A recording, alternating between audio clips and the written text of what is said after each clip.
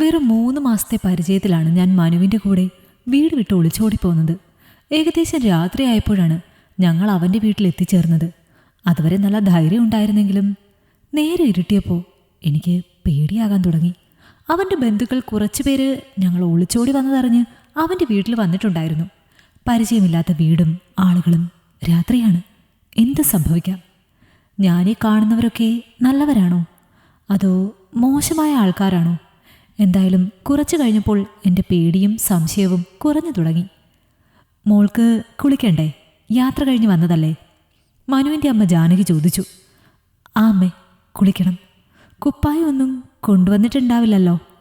ഇല്ലമ്മേ, തൽക്കാലം ഇന്ന് രാത്രി എൻ്റെ മാക്സി ഇട്ടോ മോള്. നാളെ മനുവിൻ്റെ കൂടെ പോയി ആവശ്യമുള്ള ഡ്രസ്സ് എടുത്തു. ഞാൻ തലയാട്ടി. അമ്മ ഒരു പുതിയ മാക്സിയും പാവാടയും തോർത്തും അലമാരയിൽ നിന്ന് എടുത്തുകൊണ്ട് തന്നു. ഒരു ജോഡി ഇന്നേഴ്സും ഒരു പുതിയ ടോപ്പ് ലെഗിങ്സും ഞാൻ ബാഗിൽ വെച്ചിരുന്നു. മാക്സിയും പാവാടയും ഇന്നേഴ്സും എടുത്ത് ഞാൻ അമ്മയ്ക്ക് പിന്നാലെ നടന്നു.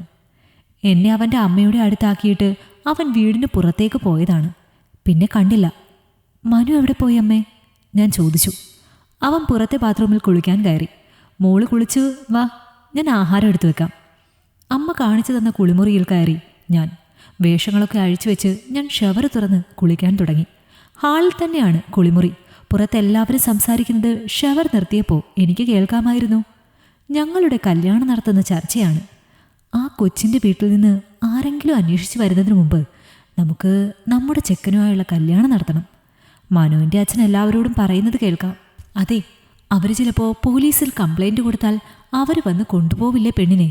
അവൻ അവളെ വിളിച്ചുകൊണ്ട് വന്ന സ്ഥിതിക്ക് ഇനി കല്യാണം നടത്തി കൊടുക്കാൻ നമുക്ക്. മനുവിൻ്റെ അമ്മാവൻ പറഞ്ഞത് ഞാൻ കേട്ടു.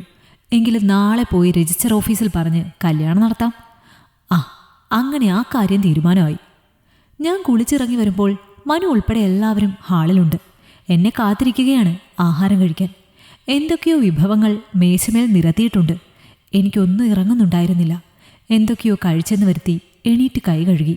ഫോൺ വന്നപ്പോൾ മനു പുറത്തേക്കിറങ്ങി പോകുന്നത് കണ്ടു. കുറേ സമയം ഞാൻ മുറിയിൽ തന്നെ ഇരുന്നു. അവൻ്റെ അമ്മായിയും ഇളയമ്മയും എന്നോട് എന്തൊക്കെയോ ചോദിക്കുന്നുണ്ട്. ഞാൻ മറുപടി പറയുന്നുണ്ട്. എങ്കിലും എൻ്റെ മനസ്സ് മനു എവിടെ പോയി എന്നോർത്ത് ടെൻഷനിലായിരുന്നു. മോൾക്ക് ക്ഷീണമുണ്ടെങ്കിൽ കിടന്നു. 10 മണിയായില്ലേ? കിടക്കാമേ. മനു എവിടെ? അവൻ പുറത്തുണ്ട്. അമ്മ ഒന്ന് അവനെ വിളിക്കോ? ഞാൻ വിളിക്കാം. 5 മിനിറ്റ് കഴിഞ്ഞ് മനു മുറിയിലേക്ക് വന്നു. നീ എവിടെ പോയതാ? എത്ര നേരമായി ഞാൻ ഒറ്റയ്ക്കിരിക്കുന്നു ഇവിടെ? ഫ്രണ്ട്സ് വന്നിട്ടുണ്ട് വേണി, ഞാൻ അവരോട് സംസാരിക്കുകയായിരുന്നു. നീ ഇപ്പോൾ എൻ്റെ കൂടെയല്ലേ ഇരിക്കേണ്ടത്? നിനക്കിവിടെ അമ്മയും ഇളയമ്മയും ഒക്കെ കൂട്ടില്ലേ?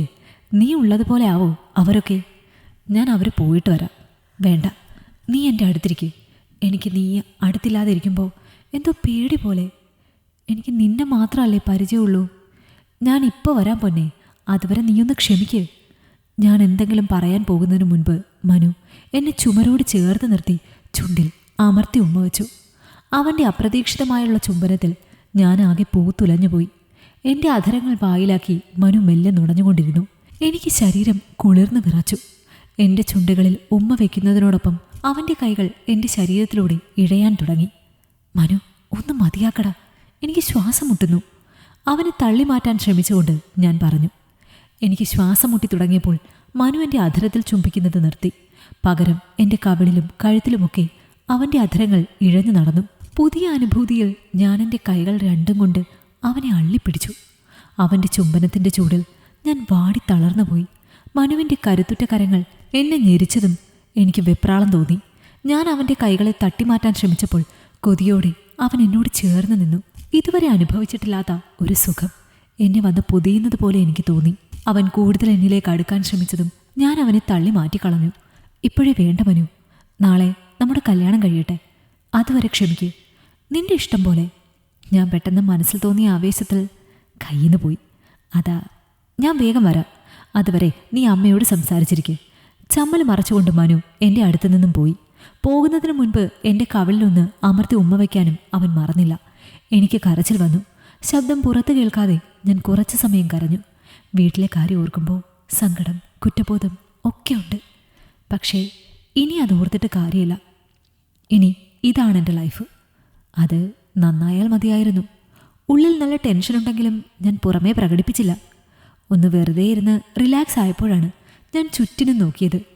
മനു എന്നോട് പറഞ്ഞിരുന്നത് അവൻ്റെ വീട് 2 നിലയാണ് എന്നതാണ്. പക്ഷേ ഇത് ഷീറ്റിട്ട വീടാണല്ലോ. 3 മുറിയുണ്ട് എന്ന് തോന്നുന്നു. അവൻ എന്തിന് എന്നോട് കള്ളം പറഞ്ഞു? മനുവിനോട് അത് ചോദിക്കണമെന്ന് തന്നെ ഞാൻ കരുതി. വേറെ ആരോടും ഒന്നും ചോദിക്കാൻ പറ്റില്ല. അവൻ വരട്ടെ. വെറും 3 മാസത്തെ പരിചയമാണ് ഞങ്ങളുടെ ഒളിച്ചോട്ടമെന്ന് മറ്റുള്ളവരോട് പറയാൻ ഞങ്ങൾക്ക് സത്യത്തിൽ നാണക്കേടായിരുന്നു. മറ്റുള്ളവർ അതെങ്ങനെ കാണും? എൻ്റെ സ്നേഹം കിട്ടാൻ വേണ്ടി മനു എന്നോട് എന്തൊക്കെയോ കള്ളത്തരം പറഞ്ഞിട്ടുണ്ട് എന്ന് എനിക്ക് തോന്നി. അമ്മയോട് വെറുതെ വിശേഷം ചോദിച്ചപ്പോൾ അറിഞ്ഞു അത് വാടക വീടാണ്, അവർക്ക് സ്വന്തമായി വീടില്ല എന്നൊക്കെ. എല്ലാം അറിഞ്ഞുകൊണ്ടാണ് ഞാൻ അവൻ്റെ കൂടെ ജീവിക്കാൻ ഇറങ്ങി വന്നതെന്ന് മനുവിൻ്റെ അമ്മ വിചാരിച്ചു. എൻ്റെ വീട്ടിലെ അച്ഛൻ്റെയും അമ്മയുടെയും സുരക്ഷിതത്വത്തിൽ നിന്നാണ് ഞാൻ ഇറങ്ങി വന്നത്. അതും സ്വന്തമായി ഒരു വീട് പോലും ഇല്ലാത്ത ഒരുത്തൻ്റെ കൂടെ. മനു എന്നോട് പറഞ്ഞത് ഇൻഫോ പാർക്കിൽ ജോലിയാണ് എന്നാണ്. പക്ഷേ ഒരു ചെറിയ കടയിൽ ബില്ലിങ്ങാണ് അവൻ്റെ പണി.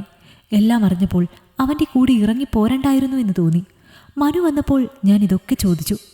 ഞാൻ ഇട്ടിട്ട് പോകാതിരിക്കാനും എൻ്റെ സ്നേഹത്തിനും വേണ്ടിയാണ് അവൻ അങ്ങനെയെല്ലാം കള്ളം പറഞ്ഞതെന്ന് പറഞ്ഞ് എൻ്റെ കാല് പിടിച്ചു. ഇട്ടിട്ട് പോകല്ലേ എന്ന് പറഞ്ഞ് കരഞ്ഞു. എല്ലാവരെയും വെറുപ്പിച്ചിറങ്ങി വന്നതുകൊണ്ട് എനിക്കും അവൻ്റെ കൂടെ ജീവിക്കാതെ ഇനി വേറെ വഴിയില്ല എന്ന് തോന്നി. മനു എന്നോട് പറഞ്ഞ കള്ളത്തരങ്ങൾ ക്ഷമിക്കാൻ ഞാൻ തയ്യാറായി. പക്ഷെ ഞങ്ങളുടെ മുന്നോട്ടുള്ള ജീവിതം എങ്ങനെയായിരിക്കുമെന്നോർത്ത് എനിക്ക് നല്ല ആശങ്കയുണ്ടായിരുന്നു. എങ്കിലും ഈ വിധി ഞാൻ ചോദിച്ചു വാങ്ങിയതായതുകൊണ്ട് സഹിക്കാൻ ഞാൻ റെഡിയായിരുന്നു. ഈ കഥ നിങ്ങൾക്കിഷ്ടമായെങ്കിൽ ലൈക്ക് ചെയ്യൂ. നിങ്ങളുടെ അഭിപ്രായങ്ങൾ കമന്റായി രേഖപ്പെടുത്തൂ. കൂടുതൽ കഥകൾ കേൾക്കാൻ ഈ ചാനൽ സബ്സ്ക്രൈബ് ചെയ്യൂ.